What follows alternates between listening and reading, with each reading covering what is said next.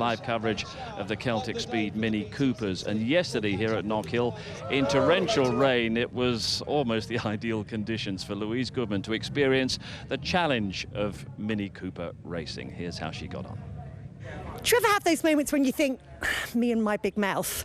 Well, I'm having one of them right now. 12 months ago, I said to Kenny McLeod, one of the Scottish mini drivers, that these cars look like a lot of fun to drive. So he said, why don't you give it a go? So here I am with my car, and it's about 5 years since I sat in a racing car. So I thought I'd get a few tips from a bloke who should know his way around the circuit. Gordon, what have I got myself in for?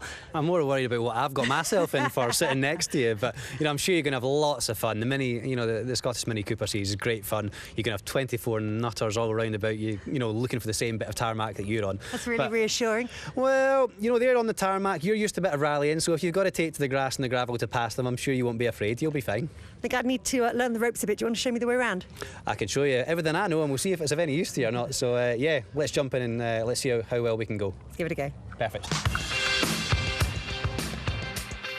Happy enough? Yeah, I think so. We'll head out for a couple of laps to start with, just to try and get yourself a little bit familiar with where the circuit goes. 9 corners in 1.3 miles, there's a lot going on. Thinking ahead into turn 1, see that curve, stay in the middle and then work hard through the left, more. A light brake before the corner and then power through the corner, power all the way through, there you go. Hey, you're even sliding about. I know you like a bit of rallying, if you can stick on the black stuff, that'd be really, really good. I like your little circuit. It's great, isn't it? Nice. Turn and then power. On you go, on you go, on you go, all of it. Good, well done. Oh, pole position then, easy. That's good fun, actually. What do you reckon? It's good. Yeah, you'll be fine. You'll be absolutely fine at that. No problem. So that's qualifying done. Slightly frustrating, actually, because I was about a second slower than I was in practice yesterday. But hey-ho, it is what it is. And I guess that means that come the race, the only way is forwards.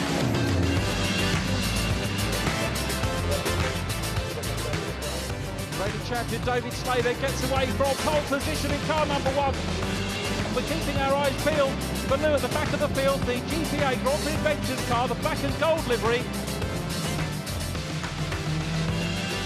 Sideways moment there for Alan Walk in 14 and slowly goes off. I think he'll rejoin, but so far it looks like good progress for Lou. Off as well is Guy Johnston. So David Slade doing what he's done so well this season, leading this one from his teammate Kenny Brewster in third place. There's Louise Goodman at the moment, I think, running third place in the Ladies' Championship. Has moved ahead of a couple of cars already. So Louise doing well. Look at the climb that these cars have to go through. Clark Curve onto his lots now. Oh, and Lou's got a moment on the gravel. Looks like there might have been a wee bit of contact there because Josh Baird's gone off as well. So Lou finds herself a lap down behind the race leader David Slade. So Lou back on the racetrack, and all being well, will hopefully finish. Hats off to you, Lou. That's good driving. That'll come out of the endurance excess for sure. But there is the checker flag. David Slade takes win number 10 of the 2012 season. Oh, there is Louise, though. She's got the car home to the finish. A great drive in very difficult conditions. So my racing comeback is over, although that's not exactly what I'd call a race. That was more a case of getting it home in one piece, or not quite in one piece, the case may be. But anyway, hopefully Kenny can do a better job when he takes it out tomorrow. At least I'm still smiling, though. Well done, Lou. Well, I'll tell you what, Kenny's a very tough benchmark because he's had a couple of rounds away and he's still in the top 10 in the championship. There is Kenny, the man himself. Does a lot of good work for charity, Simon, does Kenny? He does indeed. Children's Hospice Association of Scotland, you can see livery on the car there. Yeah, Grand Prix Adventures and MMC Broking also supporting that car this weekend, so all back in one piece now, nice and shiny. And Celtic Speed been such brilliant support of the championship, Tommy Dreelan and all the guys there, really making sure that this is clearly one of the highest profile series in the country, and the racing is just superb, isn't it, Rich? There's some really good drivers in it, and I'm lucky enough to follow it round by round here with Knockhill. Let's take a look at the grid then for round 18 of the championship. Pole position going to the man who could sew it up here. No, it isn't. Hamish Brandon on pole. I was thinking David Slade, but it's Brandon on the reverse grid. Hamish Brandon on pole. George Orr alongside. Then Kenny Brewster and Malcolm McNabb. Yesterday's race winner, of Of course, if it was race winner on pole, David Slay on the inside of row 3, then Steve Brewster on his outside. Row 4, Ross Wiley and Kyle Reid, Steve Clark and Murray Muir on row 5, then Chris Reid and Lewis Grant completing the 6th row of the grid. Then it's Shane Stoney with Alan Walker alongside, Elaine Marshall, the Ladies' Championship leader, Danny Dreeland next to her, then Fiona Wallace and Scott McKenzie, row 9, row 10, Will Smith and John Finlayson, Emma Bruce and Josh Baird on row 11, row 12, Mikey Falconer and Steph McMurdo were into the drivers that had DNFs yesterday. Guy Johnston, DNF, and Kenny McLeod didn't race yesterday, but he starts off the back of the grid, obviously taking over the car that you saw Louise drive. Louise in 51 yesterday, Kenny in his traditional number 5. And as we mentioned, a driver to watch because normally will finish in the top 10, still 9th in the championship coming into this meeting. Yeah, Brewster's both been very, very strong. When we saw them with us at Croft, of course, right at the front of the grid, didn't quite go as well to plan. There you see the very distinctive black Apex Tubulars car of Lewis Grant, young man who's really making some good progress this year, and spoke with his dad over the weekend, and he's really enjoying it, being back on the British Touring Car package, as of course they were when we saw them at Croft a little while ago. On board with Kenny once again. Got some work to do. I'm going to enjoy watching, see how he gets on. Yeah, it'd be good to see. It's Guy Johnson in front of him. Nice to see Guy racing back with us in the championship. But this is a reverse grid. The Mini is exactly like a Mini Touring Car Championship. Normally 3 races per meeting, just 2 this weekend. But the first one's off qualifying, second one's off the result of race 1. Third race, again, the result of race 2, but reverse grid like the touring cars, they draw for it. Hamish Brandon, he's always getting front rows. There he is in the Panda car. And he seems to make a habit, particularly when the cameras are on him, and particularly the ITV cameras of being on the front row of the grid. Alongside him is George Orr, who you might remember making his debut with us at Croft. He normally races in the Scottish Fiesta Championship, and he's on the front row too. Round 18 of the championship about to get underway. Lights on.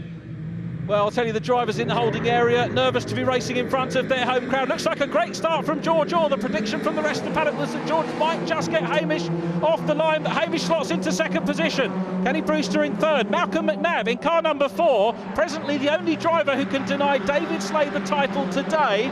Oh, someone across the grass early. What was that, Richard? That was a pretty spectacular ride, wasn't it? Yeah, Murray Muir going across the grass there, but it's George Orr that leads. Hamish Brandon in second position.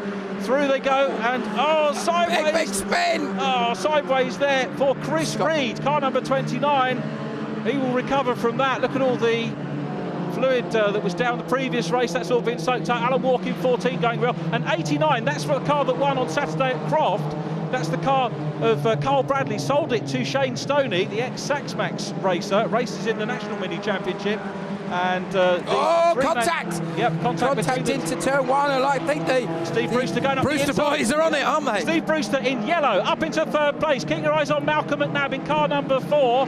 He's back in 5th place. David Slay in 6th. Now, David Slay's brother Tim is the only man technically that can beat him in the championship, but Tim wrote his car off at the last Scottish Motor Racing Club meeting here at Knockhill, and he told me he's not going to race anymore this year. If that's the case, and if David Slay takes 4 points in this race, then he will secure the championship on the basis that Tim's not going to race. He'll be provisional champion. So we need to keep our eyes on car number 1, the ex-Scottish XR2 champion, reigning champion in the Celtic Speed Scottish Mini Cooper Cup as well. And it looks like he's going to go for a double championship, so he could do it today. But at the moment, Steve Brewster putting the pressure on the second place car of Hamish Brandon. So Brandon will be trying to challenge George Orr, as we said. George pretty much used to racing front-wheel drive in the Fiesta STs, the new class of Fiesta that's racing up here in the domestic races. But he's equally at home, whether it's a Fiesta or a Mini, and he's getting away at the moment, just a little bit from Brandon, who goes slightly defensive. First part of the entrance into the hairpin, hangs on to second position, but Kenny Brewster's Steve Brewster in third place, is really piling the pressure on Simon. Yeah, looks really strong out of the hairpin. Both Stephen and Kenny Brewster in the Shepherd cars looking very, very strong in terms of traction. They've clearly worked on that, as it's so crucial here on board with Kenny. And he's right alongside Steph McMurdo. He's got a great drive on the outside, and he's even potentially got enough momentum Guy Johnston to get through. Steph McMurdo won the Ladies' Championship class at the last round here. She had a non-finish yesterday, sadly, but she has got the capacity, the ability to win in the ladies' class. There is Guy Johnston in 22, just in front of Kenny McLeod at the moment. Kenny will be thinking about looking down the inside at Scotsman corner. Tries to sneak through on the inside. Was there a bit of a rub there? I think there was, but to be fair to Kenny, I think he backed out of it. To be fair, And another spectacular moment. It's going off all over the place. Steph McLeod, she in the Castlereagh car. It doesn't look like she's picked up any damage now. Was there contact, I wonder? Now, is that... There's Steph round the outside in the blue car, the two-tone blue. Bit of a clatter from Chris Reed. Reed and Falconer. Mikey Falconer gets... Oh, she gets a bit of a tank slapper on. That's what it is. It just flicked it one way, then the other way. So she didn't actually go off at the chicane at all. She went off on the approach to it because of the contact there now. And the front Orbert and Murdoch, or Brandon and Brewster looking very, very equal in terms of lap times. Surprised to see David Slade back in 6th position. He'd love to get a win on live TV here, and he's chasing down his teammate in front. The number 4 car you can see there, Malcolm McNabb, who won our live race at Croft, and that was his first ever race win. He's been picking up podia ever since then, and he's 3rd in the championship at the moment. By my points, very, very close for 3rd, 4th and 5th. At the moment, you've got Malcolm on 224, Steve Brewster on 222 points, and Kyle Reid on 221 points, having taken 2 wins. But the challenge is on for 2nd. And look at Steve Brewster having a go outside line here on Hamish Brandon, the man from Hoyk on the inside. But can the 19 car Hoyk his way around the outside? Yes, he can. He's through again. He's been mugged by both Brewsters. He's been Brewstered. Well, truly there, haven't you? That was a brilliant bit of... It's almost like a bit of brotherly telepathy went on there, wasn't it? They managed to find a way around the outside. And Brewster trying to squeeze through on the inside into the lead past George Orr, who's got it at the moment. Side by side they go. Brewster's going to try and squeeze through up from 3rd. And has he got the lead? George Orr has a quick look across. And he's seeded it. No, he hasn't. He's into the side of it. They're side by side. Down Duffers. Got the line, though. Yeah, he has, isn't he? Into Scotsman corner. But, or is he just give him enough racing room? Surely Brewster can hang on. A fair play to Orr. Great driving. He fought so hard to hang on to the lead there. The Bruce Taxis machine forces his way back into the lead. Terrific stuff from the minis, as ever, that we see here. This is entry-level motorsport, but there are some very talented, quick, young men and women in this formula. Look at David Slade. Still trying to come through as well. Up to 4th, fastest man on track. Shane Stoney, 63.691 from 13th on the grid. Had a problem with the fuse yesterday. We're expecting him to carve his way through the field, and he hasn't done it. But look at David Slade looking for 4th place now.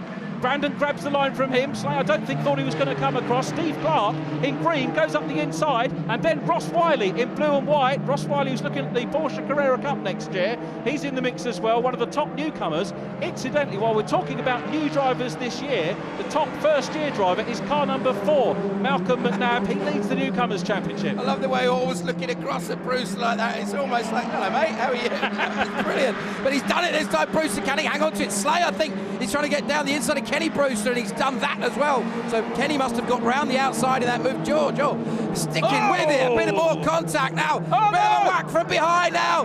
Is Steve Brewster going to hang on to it? What a fantastic bit of car control. I was just about to say how fair and gently the racing was, but then they get into a little bit of contact, which is good. So there is Malcolm McNabb up to 3rd place, David Slade 4th, Stephen Brewster in 5th place. A little bit of rallycross going on there as they kick up the dirt on the exit of Carloop. Now down through Hislops, and this is very typical Mini Cooper action. Feel free to come up and watch it any time at Knockhill. Down into Real Radio they come.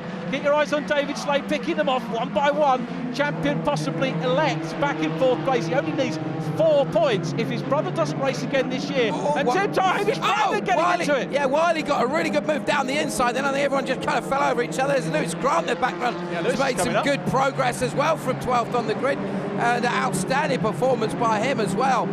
The Apex Tubular cars looking good, but the Celtic Speed Mini Coopers are giving us some proper racing.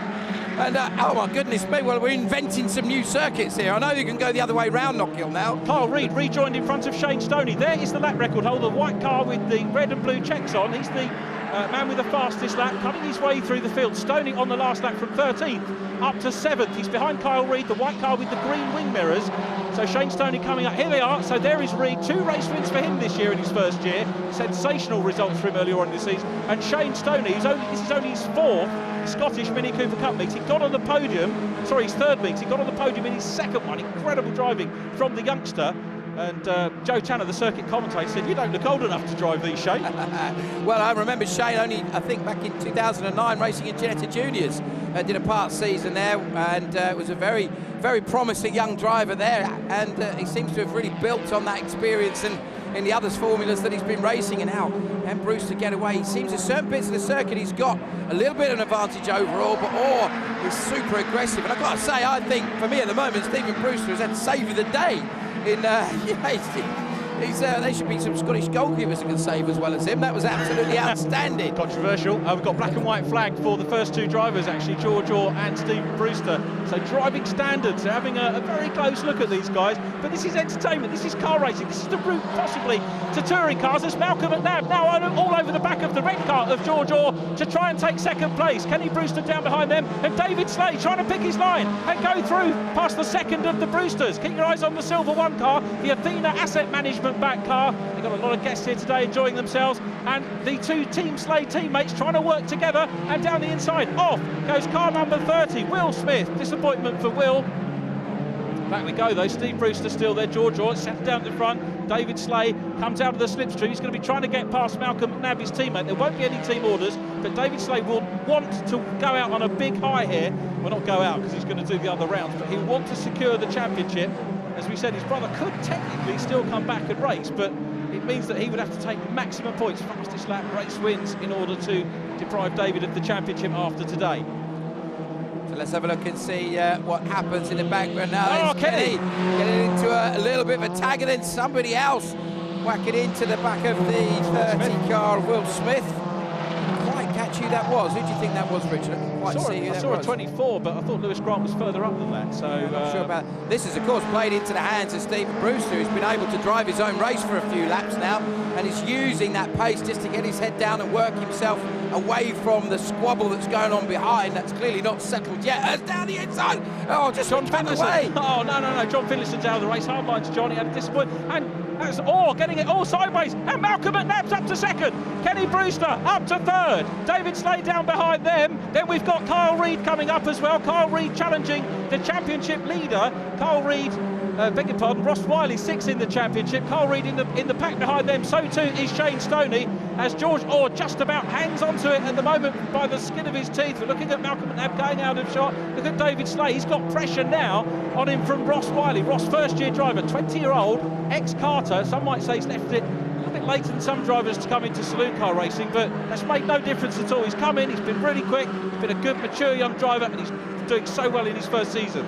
Yeah, and it's all starting to get very frantic, isn't it? All of these guys seem to be able to lap at a similar sort of pace, a bit of understeer and then a bit of oversteer for all that time. He managed to find a bit of everything going on there, wasn't it? Reid looking like he's ready to go forwards as well. But now look at Kenny Brewster. He's got momentum. He's benefited from that oversteering moment, and he's just sliced through, and he can get his head down and set after McNabb now. Yeah, the key thing for McNabb is, has he got enough pace to close down on Steve Brewster? I think probably in the last couple of rounds we've said that he has done, but let's see. He cleared traffic. They're coming up across the line now. Brewster's last. Look at that. McNabb responds. His fastest personal lap of the race.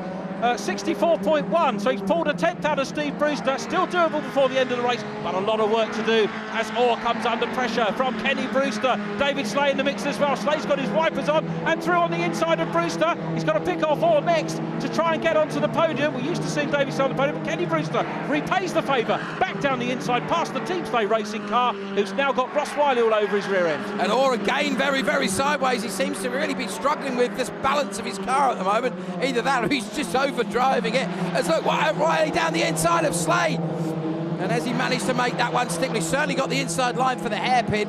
We've seen how inventive Slade can be.